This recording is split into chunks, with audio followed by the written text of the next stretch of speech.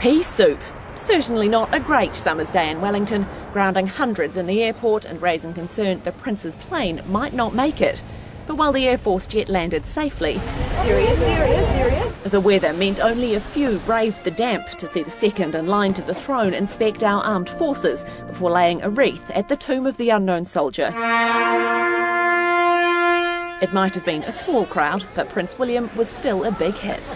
With the weather improving down the road at the Supreme Court, he was greeted as a chief, with a rousing haka and gifted a korowai or cloak of albatross, kaka and kiwi feathers.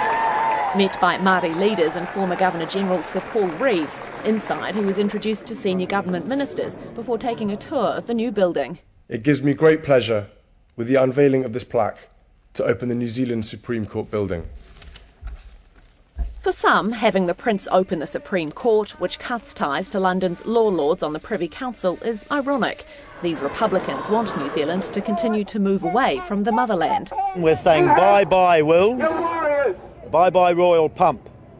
We don't need the Queen governing this country anymore. We are the soldiers of the Queen. But others in the crowd disagree. I think it's wonderful.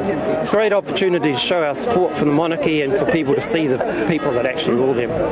An opportunity many Wellingtonians seem to enjoy. Alexia O'Brien, One News. And Alexia explores the history behind the Supreme Court later in the bulletin. Well, Prince William has also just got up close and personal with kiwi of the feathered variety. He's visited the wildlife sanctuary on Kapiti Island. Heather du Plessis-Allen was there. She joins us now from Paraparaumu Beach. Heather. Good evening, Simon. Well, behind me you can see Kapiti Island. That's where Prince William spent some of the afternoon. He came down to Paraparaumu Beach. He was greeted by about 300 people waiting to see him. They got a lot more than that. He stopped to have a chat and threw a frisbee, and then he hopped on board a boat.